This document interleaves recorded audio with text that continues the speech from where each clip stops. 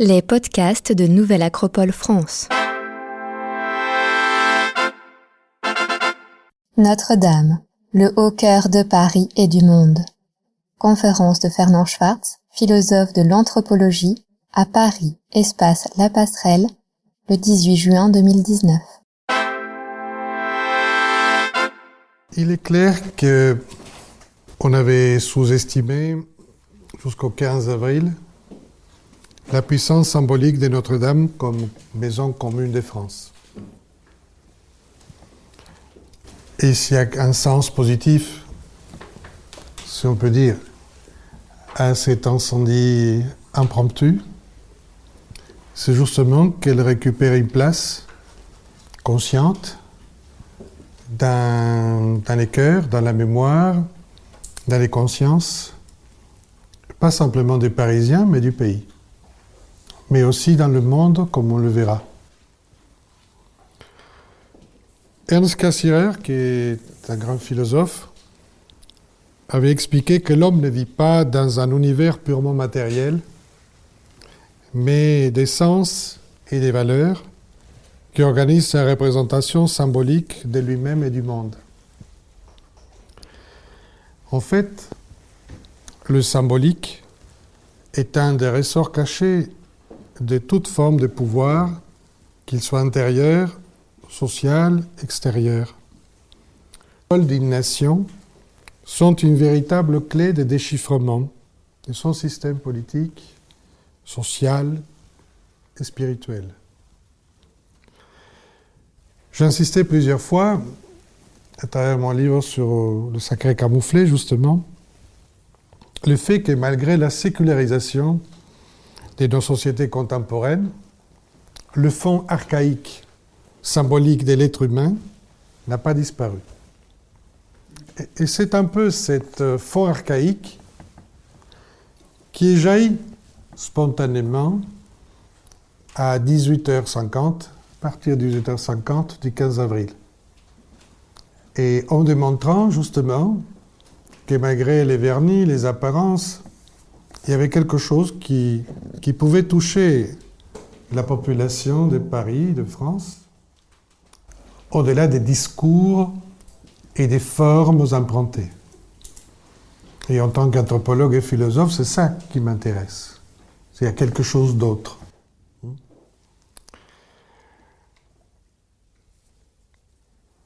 Puisque beaucoup de nous, je pense, on aurait senti une partie intime de nous, une partie de nous, intime de nous-mêmes brûlée, avec sidération. Le mot qui apparaît très souvent dans tout ce que j'ai lu après le 15 avril, c'était sidération. Comme si cet événement était quelque chose qui était impossible à imaginer, à se représenter, et comme si la cathédrale était éternelle et ne pouvait pas bouger, changer, etc. Et c'est pour ça qu'est apparu ce mot sidération. Et c'est vrai. Et ça a coupé la voix à beaucoup de monde, y compris à moi-même. J'étais en train de travailler autre chose et comme il y a maintenant des alertes au téléphone, incendie à Notre-Dame.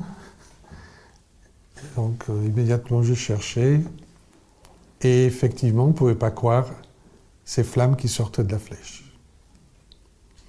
Et pendant plusieurs heures, j'ai eu des appels téléphoniques de plein de monde, du monde entier en réalité, pour me demander qu'est-ce qui se passe. Et je n'avais pas de voix pour expliquer.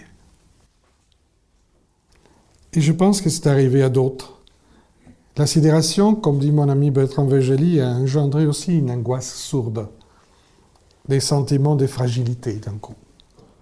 Cet incendie a engendré un sentiment de fragilité devant ce qu'on croit être permanent, stable et sûr.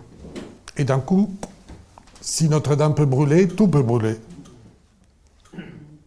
le monde, la société, notre système, etc. Et c'est ça qui est intéressant et important à comprendre, c'est que d'un coup, on revient à notre place et on se sent fragile. Et on doit assumer notre vulnérabilité. Et c'est important d'assumer la vulnérabilité parce que c'est à partir de là qu'on peut développer une force nouvelle et une force régénérante. Mais en même temps qu'il y avait cette fragilité, il s'est produit aussi un événement important, c'est une propagation de sentiments d'unité, au-delà de si on était croyant ou pas croyant, et si on était français ou pas. Et ça produit un sentiment d'union à quelque chose de supérieur à soi ou un mystère. Ceci a obligé, je pense à beaucoup parmi nous, de rentrer nous-mêmes et d'évoluer vers la profondeur. Se toucher un peu à soi, sur ce qui est vraiment important, ce qui est accessoire. Pourquoi des pierres comme ça peuvent nous toucher autant, finalement. Du verre pour les vitraux. Et comme dit Cassirer justement, ce n'est pas que la matière qui intéresse l'homme. Et donc, il y a quelque chose d'autre, un besoin de spiritualité, d'invisible, qui donne sens à ce qu'on voit, à ce qu'on fait. Pendant ces moments-là, le monde entier était devenu Paris. Et ça s'appelle en anthropologie une émotion patrimoniale. Oui, c'est un événement très précis qui est étudié en anthropologie. Ça s'appelle l'émotion patrimoniale. C'est quand un objet, un lieu, touche l'intimité de l'histoire des individus. Et ce lieu, cet objet, devient partie de l'histoire intime des individus qui ne sont pas les possesseurs, bien sûr, et ni les propriétaires, ni les gérants, ni les administrateurs de ces lieux, mais qui touchent l'ensemble. Vous voyez? Et bon, on était prise un grand nombre de personnes, probablement des millions, de ce qu'on appelle une émotion patrimoniale et qui relate un épisode de vie intime de chacun. Et c'est en ce sens-là qu'on peut s'approprier de ce que François Cheng, le poète, a dit, que finalement c'est une communion universelle qui s'est produite avec cet incendie. Pour ne pas penser simplement à quelque chose de néfaste, mais plutôt quelque chose de très intéressant dans un monde qui semble endormi par rapport à ce qui est essentiel. Et que d'un coup, pouf, il est touché. Et il ne sait même pas pourquoi. Et ça, c'est très intéressant pour le philosophe et l'anthropologue. Notre-Dame incarne une âme commune, chargée spirituellement d'histoire, où les pierres, donc, comme le dit Cheng, deviennent vivantes. L'importance symbolique et spirituelle de Notre-Dame de Paris est apparue donc comme un éclair pour les croyants comme pour les athées. Hannah Arendt disait que les monuments constituent la patrie non mortelle des êtres mortels. Oui, c'est une belle définition. Une patrie non mortelle des êtres mortels. Et je pense que c'est la raison pour laquelle toutes les grandes civilisations ont toujours investi dans une architecture qui n'était pas celle simplement pour s'habiter, pour habiter, pour se protéger, pour consommer, mais qui pouvait reprendre l'idée d'une identité commune et des représentations des valeurs. Et c'est pour ça que toutes les civilisations qui nous impactent, elles nous impactent justement parce qu'on va voir toute cette architecture, tous ces monuments qui sont en train d'incarner un habitat, finalement, de l'esprit, dans lequel, finalement, il ne se produit rien de matériel fondamentalement. Et Notre-Dame fait partie de ces monuments qui devient alors une patrie mortelle pour des gens mortels.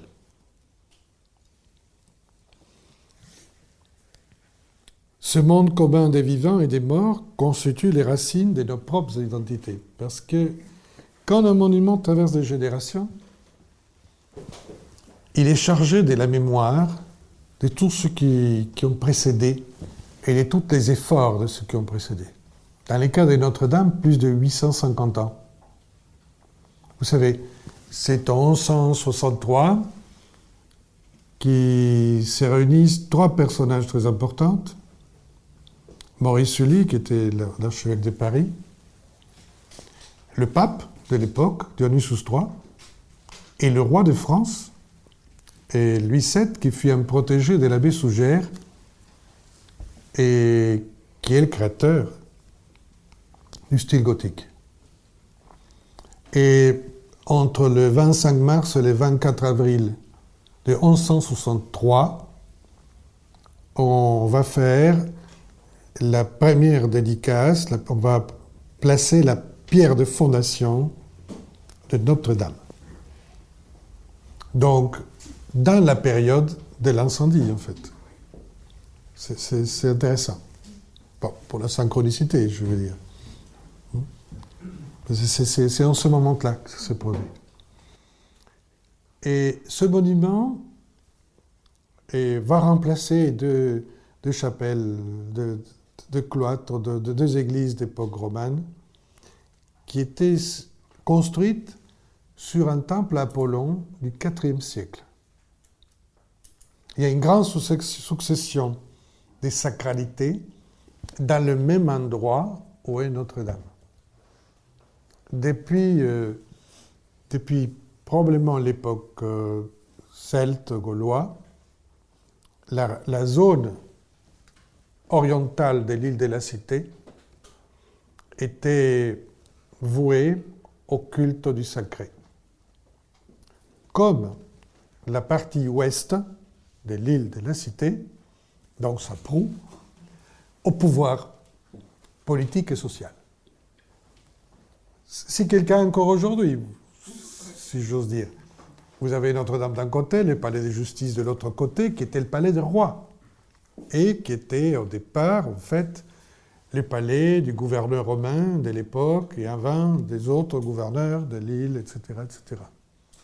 Donc, cet partage par le schéma nord-sud qui traverse l'île, qui reliait le nord de l'Europe au sud de l'Europe et qui date déjà du néolithique, dessine la géographie sacrée de l'île de la Cité, avec un pôle spirituel et un pôle profane, avec le politique et le spirituel, ce qui va ensuite organiser la ville de Paris. Ce n'est pas notre sujet actuel, mais c'est un peu comme ça qu'il va s'organiser la ville elle-même, puisque l'île de la Cité est le grand navire qui organise la future urbanisation de la ville, avec son axe nord-sud, est-ouest. Mais ça, c'est pour une prochaine.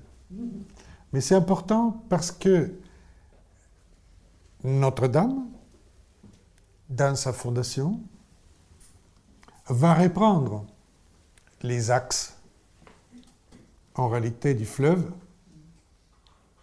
qui est à 26 degrés. C'est la nef qui va le reprendre. Et il faut savoir que entre la proue de l'île de la Cité jusqu'au, disons, le pont de la Concorde, aujourd'hui, on est devant ce qu'on appelle le cours royal de la Seine. Ce cours royal, on l'appelle ainsi parce que le fleuve est droit. Il ne se courbe pas. Vous savez que la Seine courbe, va tout droit et courbe. Et cette frange droite va donner l'axe de la ville, en réalité, est-ouest. Voilà ce que je vais vous expliquer. Et cet axe est introduit lorsque Notre-Dame va être fondée. Donc Notre-Dame a, à l'intérieur d'elle-même, dans son sein, l'organisation de la ville de Paris. Et avec son plan en croix, bon, elle s'étale et quelque part, elle est au centre de cette ville. C'est pour ça que ce n'est pas innocent qu'elle soit le point zéro de la ville, comme vous le savez. Je voulais simplement vous le rappeler, peut-être vous le saviez ou pas, mais je vous l'explique simplement. La cathédrale ne sera pas achevée que 2 siècles après, totalement. Mais en 1272, le 15 juin, donc il y a quelques jours, elle va être consacrée. C'est-à-dire que la première messe sera dite. Et à partir de là, elle est vraiment cathédrale, c'est-à-dire en tant que lieu liturgique.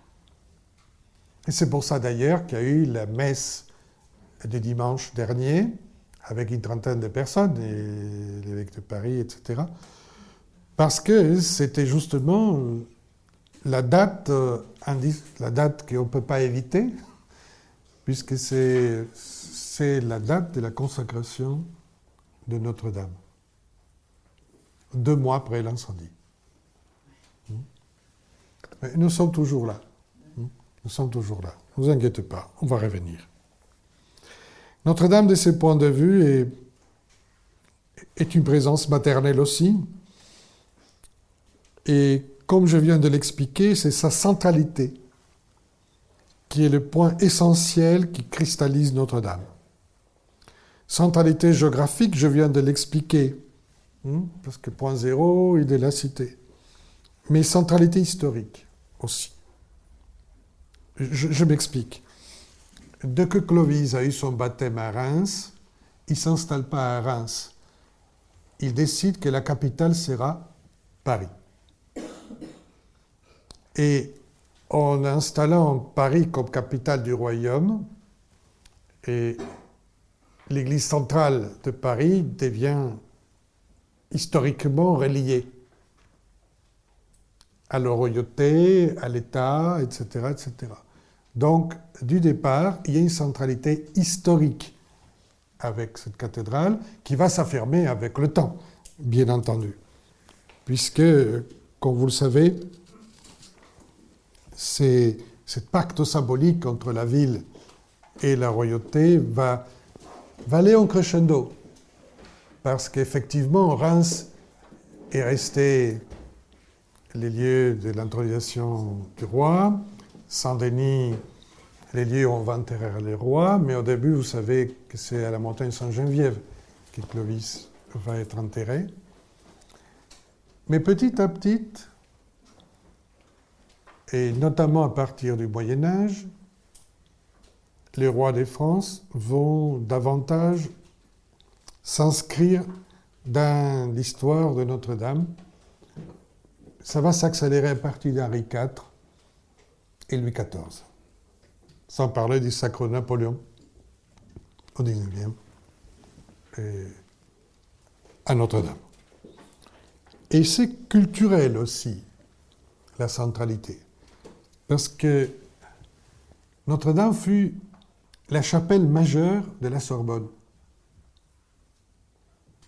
Notre-Dame avait une école, comme les cathédrales, mais en même temps, ceux qui étudiaient la Sorbonne, de l'autre côté de la rive gauche, la chapelle majeure pour tous les profs, pour les étudiants, pour les différentes confréries, était Notre-Dame. Elle est immédiatement inscrite dans la dynamique culturelle de la ville, et pas simplement liturgique ou religieuse de la ville. Donc pour ça, je dis qu'elle est centrale au niveau géographique et l'organisation de la cité, au niveau de l'histoire et au niveau de la culture, ce que nous oublions un peu aujourd'hui. Et inconsciemment, probablement, tous ces aspects de la cathédrale jouent dans sa signification profonde. Comme je l'ai dit, et comme les autres cathédrales, Notre-Dame de Paris rappelle que l'histoire de France ne commence pas avec nous. Non seulement elle fut un symbole de racines chrétiennes de la France, mais elle fut adoptée par la République et la nation comme lieu témoin des moments particuliers de l'histoire. Pont entre visible et invisible. Il était un lieu de couronnement, d'hommage funéraire pour croyants et laïcs. Un symbole indiscutable de la libération de Paris, comme vous le savez, puisque le général de Gaulle immédiatement est allé à Notre-Dame, où il a bravé les balles aussi, de quelques personnes qui n'étaient pas encore d'accord par rapport à la libération. Et il est sorti tout droit. Il synthétise l'identité séculaire de la France, qui comprend à la fois transcendance, monarchie et révolution. Parce qu'en fait, à Notre-Dame, c'est tout passé. Et donc, c'est un monument, un lieu où les différents strates de l'histoire de France se sont réunis et intégrés. Les mois produits par la découverte dans les décombres du coq de la Flèche qui avait restauré et Viollet-le-Duc est incroyable. Vous savez que ce coq, qui était au sommet de la Flèche qu'il avait érigée, gardait une épine du Christ. Et on pensait qu'il avait disparu avec l'incendie. Après, il est réapparu un tout petit peu cabossé, mais rien. Mais non, par rapport à ce qu'il a vécu, je pense que c'est un coq assez puissant. Et ça provoquait une émotion profonde aussi, ce coq, à l'épine du Christ. Et encore une fois, ça témoigne de sa puissance symbolique identitaire. Alors justement, par rapport à la flèche, parce qu'on en a beaucoup parlé de la flèche, mais avant la flèche, la veste. Je savais qu'aujourd'hui, on n'avait pas besoin de chauffer ici. Voilà.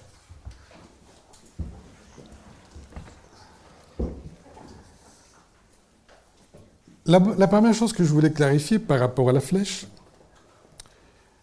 c'est que les flèches de croisée, c'est une flèche de croisée, font partie de l'architecture des cathédrales gothiques depuis que le gothique existait. Elles abritaient les cloches propres aux cérémonies du chœur. C'est-à-dire, les flèches abritent des cloches et pas simplement les tours. Vous connaissez les tours, tout le monde connaît les cloches des tours. Mais les flèches abritent des cloches. Voilà. Et les cloches, les flèches de la cathédrale gothique sont pour animer et appeler les rituels, les cérémonies qui se font au cœur de la cathédrale. Donc, dans sa partie centrale importante, pas dans la liturgie extérieure. Parce que quand il y a la messe, la grande liturgie extérieure, les grands événements, un sacre de roi, appel à une messe funéraire, peu importe, on sonne les grandes cloches des tours. L'effondrement de la flèche, symboliquement, est en rapport au cœur de la cathédrale et à son intimité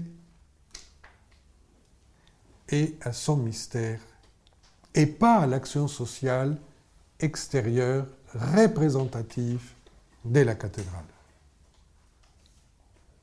Voilà ce que je voulais simplement apporter comme bémol. Dès là, l'importance, bien entendu, de restaurer la flèche. Parce qu'il faut récupérer le cœur. Non, mais...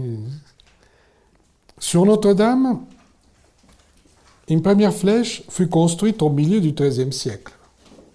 Donc, il y a déjà une flèche gothique qui va continuer sa vie en se dégradant jusqu'à la fin du XVIIIe, et où elle va être soit tombée, soit rasée par la Révolution.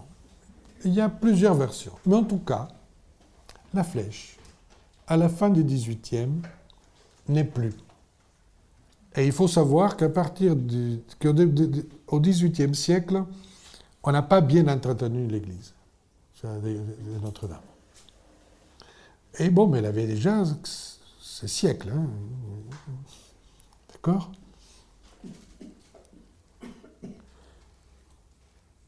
La flèche est restaurée par Viollet-le-Duc à partir de 1841 et devient un chef d'œuvre de l'architecture et de la charpenterie.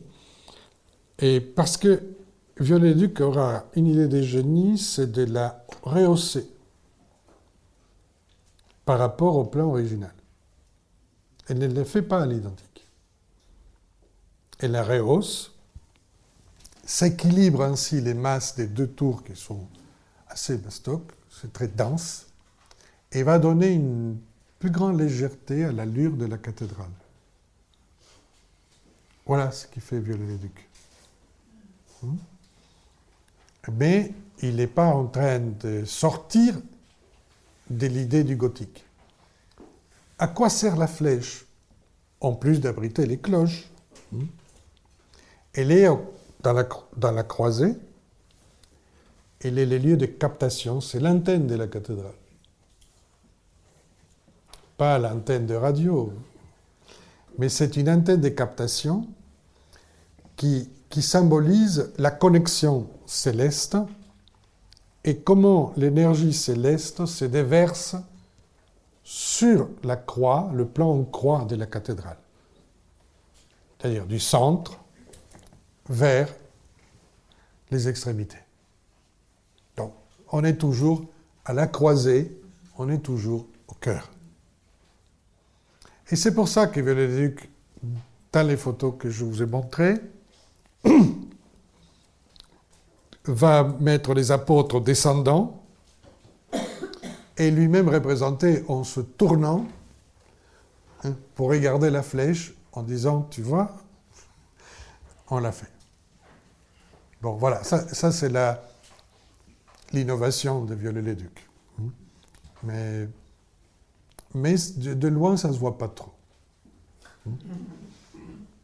J'ai eu la chance de monter dans cette jusque-là et de voir la fameuse forêt, de traverser les différents couloirs avec les rosaces, etc. Et c'est quelque chose d'impressionnant, évidemment, et émouvant. Mais en tout cas, cette flèche fut très importante parce qu'elle servit de modèle à d'autres constructions de cathédrales. Paradoxalement, celle de Prague, par exemple, qui a repris le modèle de Viollet-le-Duc pour refaire sa flèche, etc. Mais je voulais simplement indiquer l'importance symbolique de la flèche et à quoi elle servait. Et à quoi elle sert, en général, dans le programme du gothique.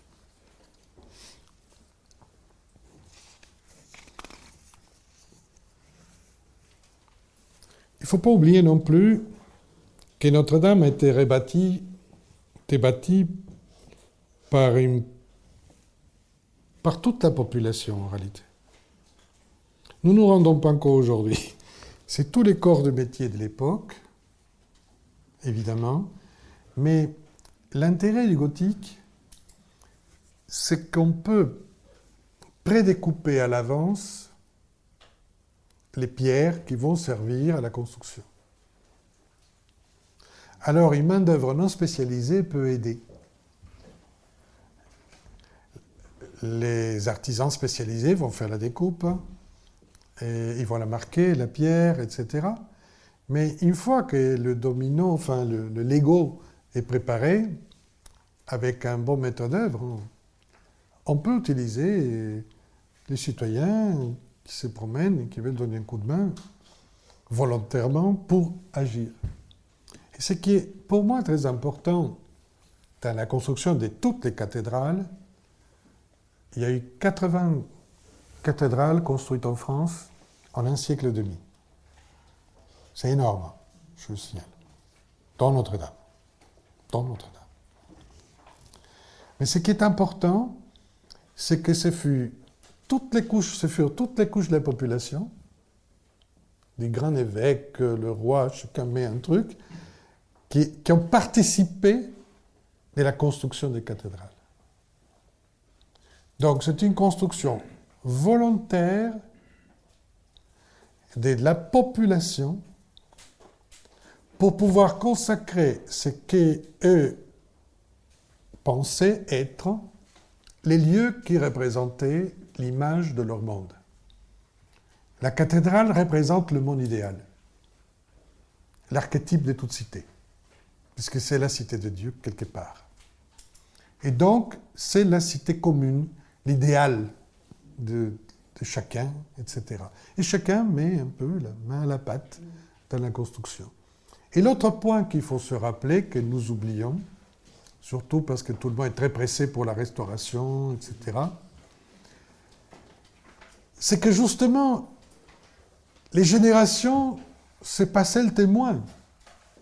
Je vous ai dit, ça a commencé en 1163, Notre-Dame. En 1272, on va faire la première messe. Et vers 1340, l'affaire est clos. Tout est clos.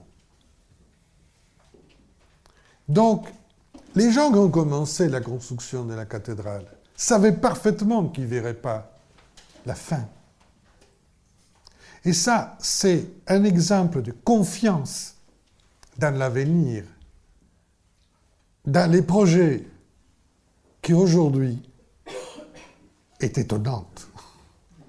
Qui commencerait aujourd'hui à construire quelque chose qui s'acheverait d'ici 2 siècles? Quel État investirait aujourd'hui des capitaux importants qui ne donneraient aucun rendement matériel? Vous savez qu'on a estimé entre 1 milliard, 1,5 milliard la restauration de Notre-Dame. Imaginez ce qui représenterait la construire entièrement. C'est simplement pour vous situer. C'est pas avec l'opinette. Quel État? Donc, et 80 cathédrales en un siècle et demi? Multipliez. Vous verrez, c'est un énorme budget. C'est un énorme budget. Malgré cela, ils l'ont investi.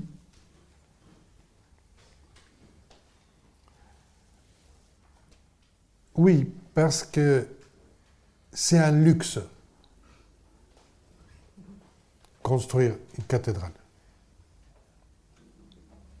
Alors je me permets simplement de clarifier un point. L'intérêt de ce qui est un luxe, c'est que c'est généralement unique et jamais un bien de consommation. Parce qu'une société qui est capable de se donner des luxes pareils n'est pas dans la mentalité de la consommation, ni du consommateur, etc., etc. C'est une autre vision du monde auquel nous devons réfléchir. Confiance entre les générations, savoir de transmission du savoir-faire et du savoir-être, vision commune, partagée entre couches sociales.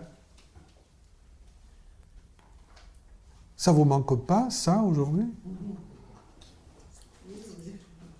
Il faut donc peut-être apprendre du passé en pensant que le passé n'est pas forcément dépassé et que les progrès ne sont pas toujours où on le pense. Et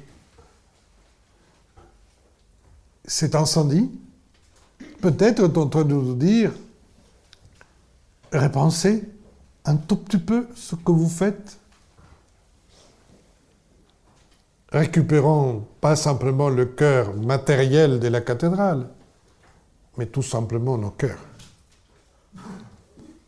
Récupérons l'antenne qui capte l'invisible, mais la nôtre aussi, pour capter ce qui va au-delà des apparences, pour aller au-delà de ce qui est évident, pour retrouver le sens à nos propres existences et l'élévation qui s'impose pour pouvoir accéder à ce qui est plus grand que nous-mêmes.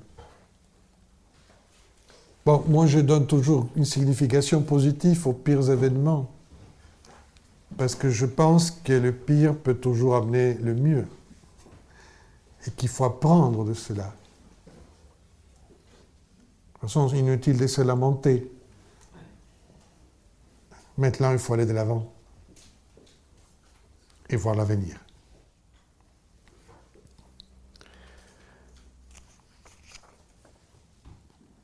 Viollet-le-Duc disait « Les cathédrales du XIIe et XIIIe siècle sont, à mon point de vue, le symbole de la nationalité française la plus puissante et la plus puissante tentative vers l'unité. » Voilà pour que vous sachiez un peu qu'est-ce qu'il pensait l'architecte qui a fait la flèche, qui a restauré vraiment Notre-Dame.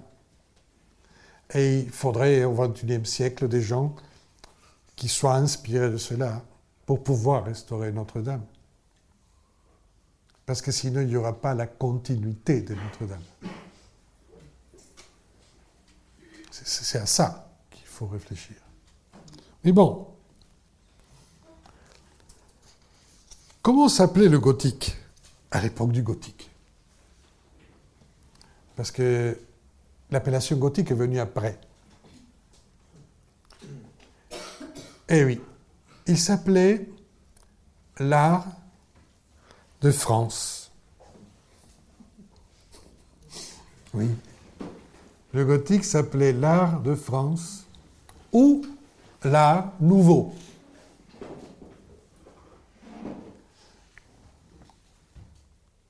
Et c'est vrai que le gothique est une invention spectaculaire, c'est une énorme innovation qui va s'inspirer d'une nouvelle manière de penser le christianisme. Ce qu'on a évidemment totalement oublié. Ne vous inquiétez pas. C'est pour ça que j'ai fait mon petit livre sur les cathédrales, et pour expliquer à quoi pensaient les théologiens de Paris, des Chartres et des Sens, parce que c'était les trois endroits où les écoles des cathédrales, et entre l'XIe et XIIe siècle, se sont installées, et qui ont pu concevoir ce qui fut ensuite transcrit en architecture par l'art de France ou l'art nouveau. Je vous l'expliquerai maintenant. Mais pourquoi ceci fut appelé ensuite gothique? Parce que vers le XIVe, XVe siècle, on se rend compte que cette forme nouvelle des théologies, qui donnera une énorme importance au culte de la Vierge, en tant qu'intermédiaire entre n'importe qui du peuple, le Christ et Dieu, devient trop importante. Et Rome est inquiète, puisque pour la théologie du gothique, Marie va rédimer le péché d'Ève, et par conséquent, il n'y a plus de péché originel. Puisque Marie, par le fait d'être la mère du Christ, et tout le développement que je vous expliquerai tout à l'heure, fait une rédemption, notamment grâce à son Assomption. Et bon, l'affaire est close. Et par conséquent, la médiatrice féminine acquiert un rôle très important à côté du Christ. Et d'un coup, on a polarité masculine-féminine en action. Ça, c'est l'énorme puissance et nouveauté de la théologie du gothique. C'est une révolution qui anticipe énormément de choses. Les Vaticains, n'étant pas très rassurés, décident qu'il ne faut plus du gothique, plus de l'art nouveau français qui se répand par toute l'Europe, va encourager à travers la Renaissance le néoclassicisme pour revenir au truc classique, Rome, Athènes, etc. Et il va dire, ce truc-là, c'est les barbares qui l'ont conçu, des Goths, donc les gothiques. Parce que les Goths faisaient partie des barbares, et c'est un art barbare. Et ils vont commencer à marteler à l'époque, au niveau des rumeurs et médias de l'époque, et ça marchait. Et ça n'avait aucun sens de faire ce truc-là. Et comme ça, ce style, cet art, est disparu. Voilà.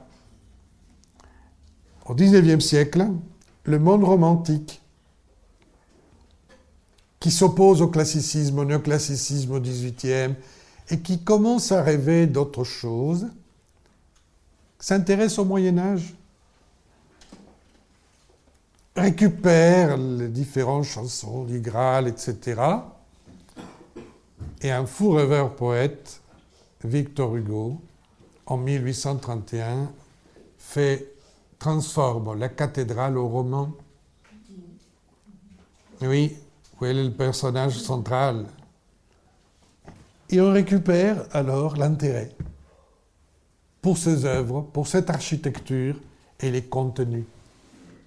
Il a fallu attendre le XIXe siècle pour commencer à récupérer lentement la mémoire de ce que fut ce qu'on appelle aujourd'hui l'architecture gothique. Eh oui. Comme quoi, même les pires fake news ont une durée limitée. Parfois quelques siècles, je conviens. Mais à la fin, la vérité réapparaît. Et c'est pour ça que je reste toujours confiant. Oui, parce que l'histoire me démontre que tôt ou tard, la vérité va apparaître. Oui. Et ça, c'est bon.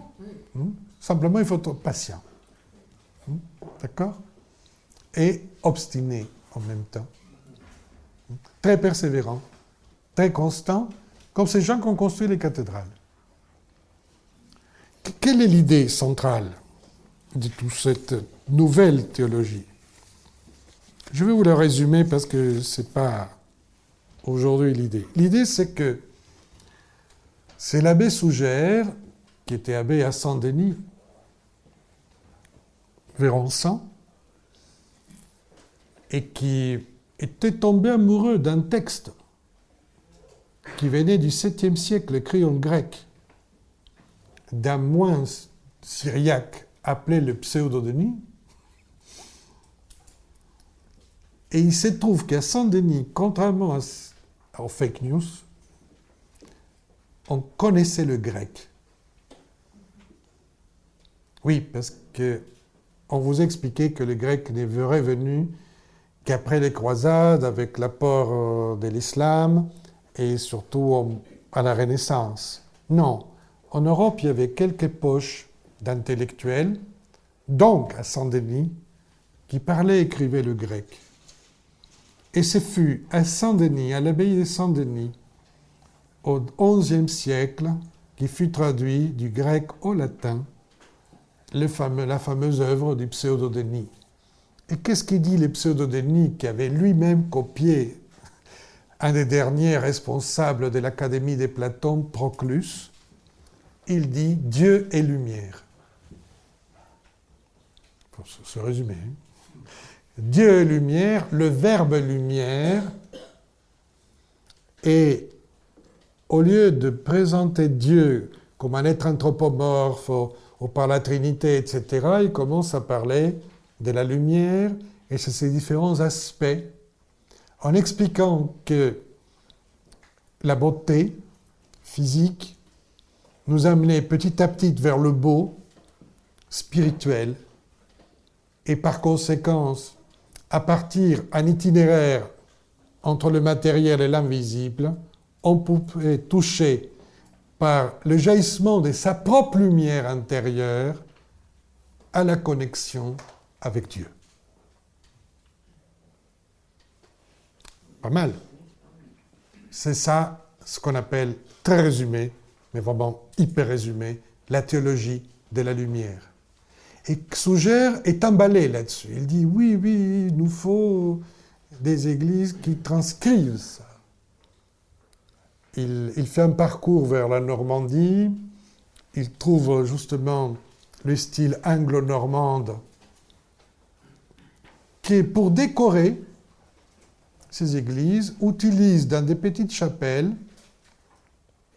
les arcs que vous appelez gothiques.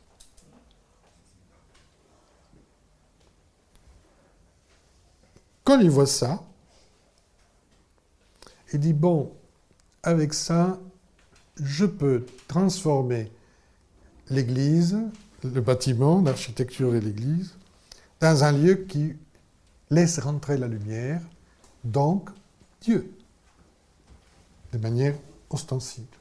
Parce que, comme vous le savez, le gothique, comme il est basé simplement sur des nervures, c'est des colonnes, des nervures, des arcs, qui peuvent soutenir l'ensemble du bâtiment sans être sans avoir de mur en réalité. Parce que les charges sont étalées ou avec ces différents arcs-boutants, avec les arcs, les ogives, et ensuite contenus par les arcs-boutants, on peut évider les murs. Et donc, comme on peut évider les murs, on peut faire ce qu'on appelle les rosaces. Parce que les rosaces ne tiennent rien, quoi. Et elles se tiennent déjà elles-mêmes, et c'est quand même un miracle qu'ils sont encore là. Et d'un coup, donc, les rosaces deviennent les intermédiaires entre le monde extérieur et le monde intérieur. Ça va ? Ce qui va faire, dans ces explications et les échanges entre Saint Bernard et l'abbé Sougère, il y a des très belles phrases que je vais vous lire.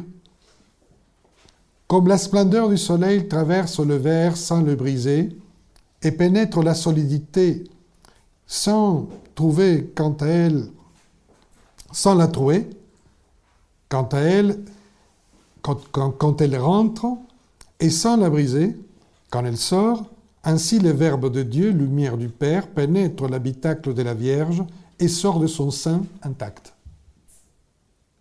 C'est-à-dire que la lumière activant les images qui sont dans la rosace les rend vivantes et les projette, mais il ne souille rien. Ça reste intact, le vitrail, quand la lumière passe. Simplement, la vie apparaît. Vous comprenez ? Et donc, ils disent, bon, mais l'histoire de l'Esprit Saint, etc., c'est ça. C'est comme ça que ça se passe. Et ils trouvent donc avec les rosaces et la manière de l'expliquer à tout venant. Et en même temps, à travers les rosaces, ils vont activer dans la cathédrale le processus de la création du monde. Puisque la cathédrale reproduit la naissance du monde et son achèvement. Lumière spirituelle et lumière créée procède de celui qui est la source de l'une et de l'autre, dit l'abbé Sougère. Donc, voilà. Alors, il dit, les aspects de la réalité sont reliés les uns aux autres. Ils sont imprégnés d'une âme qui confère au monde sa cohérence. Et c'est pour ça qu'il faut petit à petit des éléments. Les éléments reçoivent de la lumière et ensuite ils s'éclairent et ceci produit des éclairages dans le fidèle qui commence à retrouver et produire sa lumière intérieure. Et c'est par cette lumière intérieure qu'on se connecte à la source lumineuse. Invisible, enfin, même si c'est un peu paradoxal. Mais c'est ça l'idée. Alors, ils vont dédier les vitraux. La forme le mot rosace vient de rose. Et la rose est la fleur de la Vierge. Donc, même si ce qui est inscrit dans les vitraux peut être le Christ, les apôtres, ce que vous voulez, c'est toujours la matrice de la Vierge qui les porte dans leur sein. Pour ça, rosace. Je ne vais pas aller plus loin. Mais bon, vous pouvez investiguer ou lire. Et enfin, la Vierge. Alors, dans le gothique, apparaissent des nouvelles formes de Vierge. Je vous explique. Dans la projection que j'ai faite tout à l'heure, rapidement, les premières Vierges que vous avez vues étaient assises avec un enfant.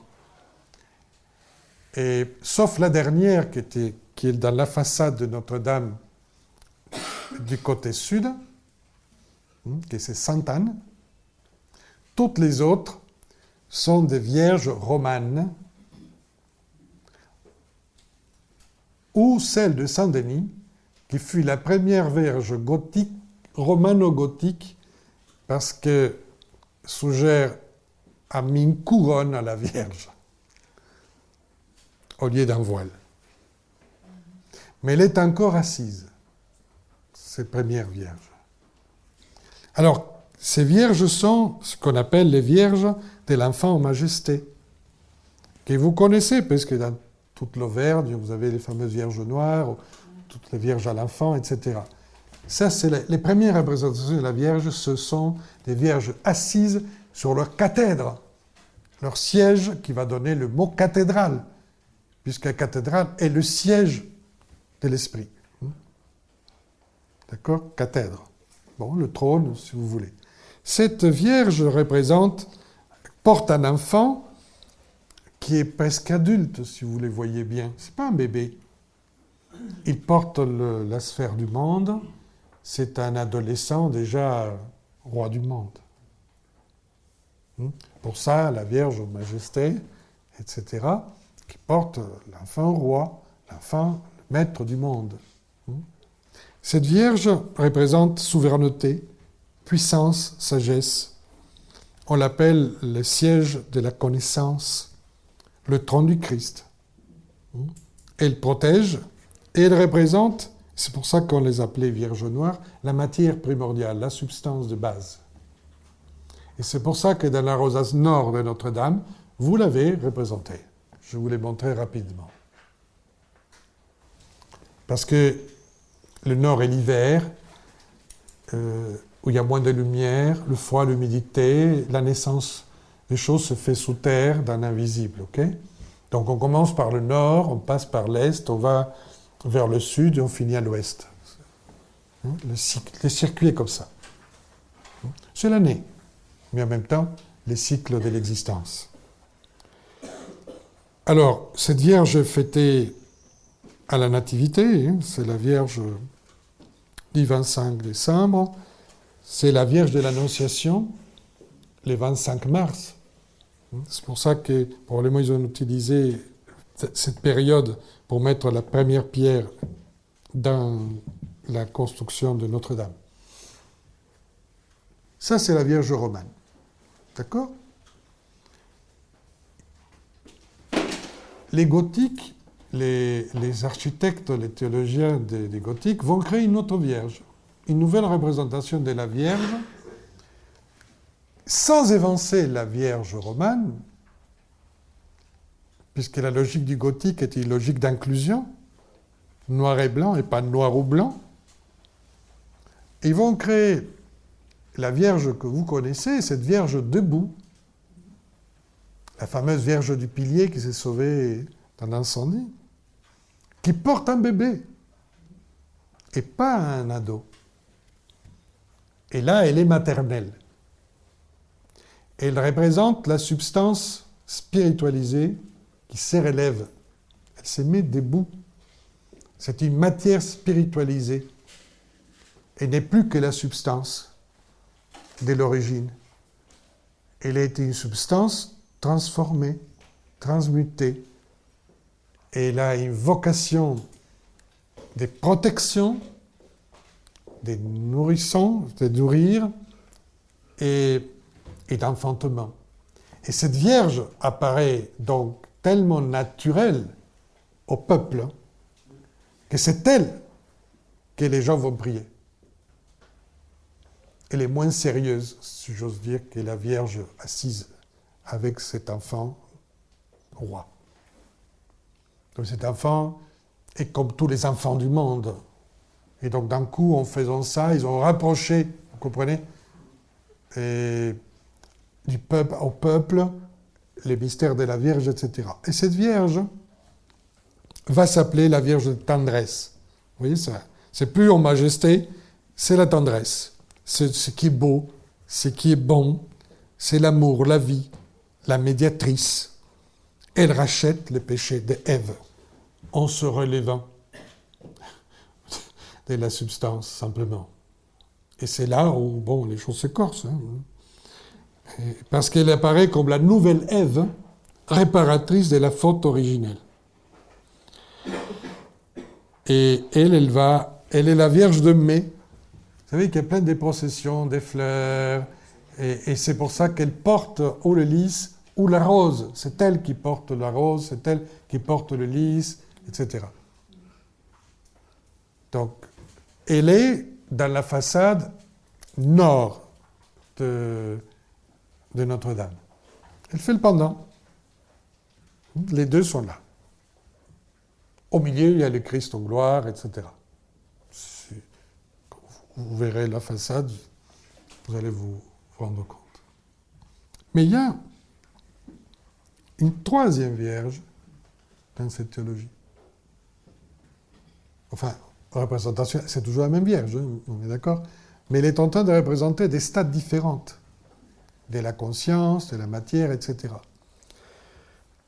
Et elle est la reine des cieux, c'est la Vierge de l'Assomption, celle du 15 août. Et l'Église, le pape n'a reconnu théologiquement que vers 1920, l'Assomption de la Vierge. Ça a pris du temps. Oui, parce qu'elle pose un problème théologique très important.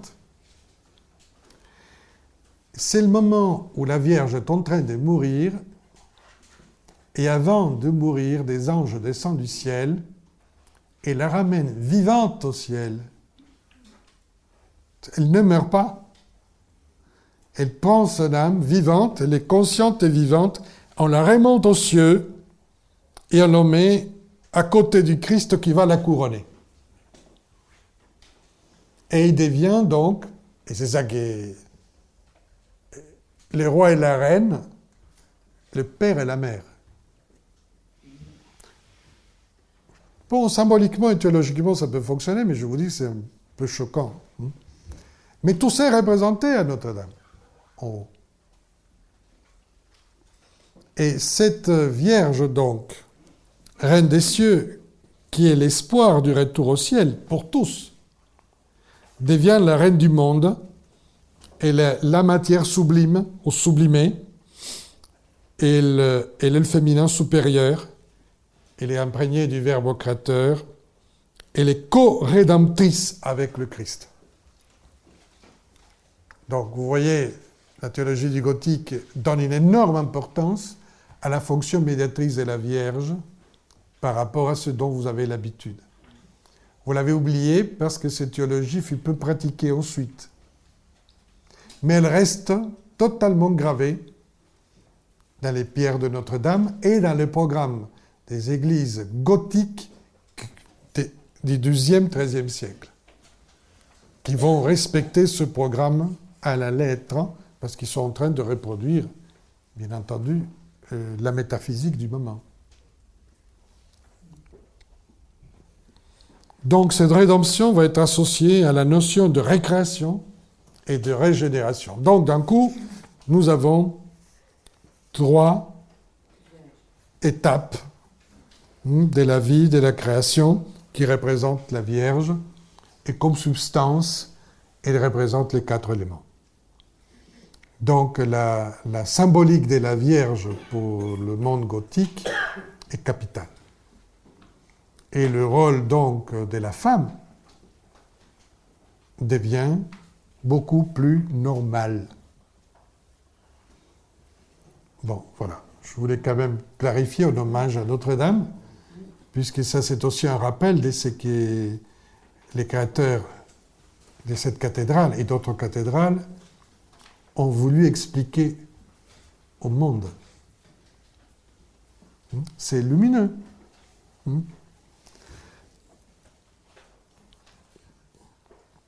Donc, je pense qu'avec ces éléments-là, nous pouvons mieux comprendre tous les enjeux qui nous propose Notre-Dame et sa restauration. Et ce n'est pas à restaurer une architecture, simplement. Mais il faut qu'elle soit restaurée dans sa façon de voir le monde. Et bon, mais ça dépendra beaucoup de vous aussi et de ce que vous allez dire au monde par rapport à ce que vous croyez il faut faire aussi. En tout cas, je vous remercie infiniment d'être venu.